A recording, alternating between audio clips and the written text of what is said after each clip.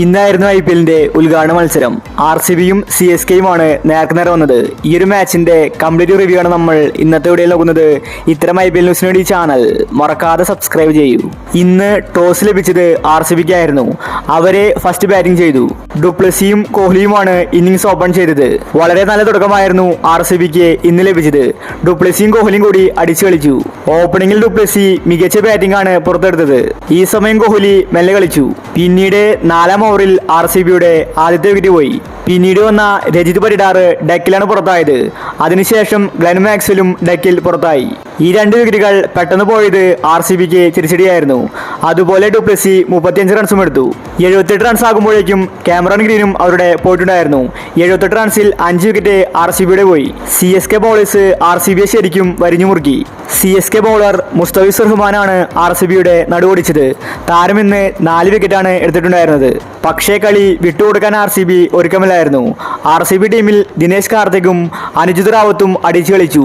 ഇതോടുകൂടി RCBയുടെ score board കുത്തനെ കുതിക്കാൻ തുടങ്ങി. അവസാന ഓവറുകളിൽ RCBയുടെ വെടിക്കെട്ടാണ് നമ്മൾ ഇന്ന് കണ്ടത്. ഇങ്ങനെ RCB അടിച്ചു കളിക്കുമെന്ന് ആരും തന്നെ കരുതിയില്ല. അനുജിത് റാവത്ത് 48 റൺസാണ് എടുത്തിട്ടുണ്ടായിരുന്നത്.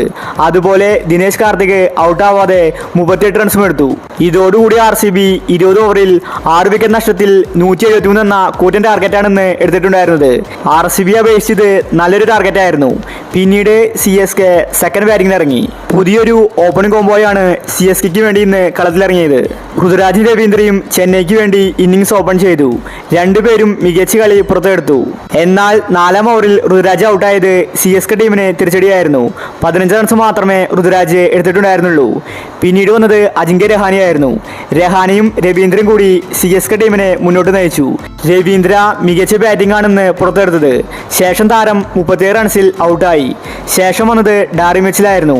താരവും ഇന്ന് മികച്ച കളി പുറത്തെടുത്തു. പക്ഷേ 110 റൺസ് ആകുമ്പോഴേക്കും CSK ടീമിന്റെ 4 വിക്കറ്റ് പോയിട്ടുണ്ടായിരുന്നു. അപ്പോൾ ഇന്നത്തെ കളിയെപ്പറ്റി വിലയിരുത്തിയാൽ CSKയും RCBയും നല്ല കളി കാഴ്ചവെച്ചിട്ടുണ്ട്. കളിയെപ്പറ്റി നിങ്ങളുടെ അഭിപ്രായങ്ങൾ താഴെ കമന്റ് ചെയ്യൂ. ഇത്തരം IPL ന്യൂസിന് വേണ്ടി ചാനൽ മറക്കാതെ സബ്സ്ക്രൈബ് ചെയ്യൂ.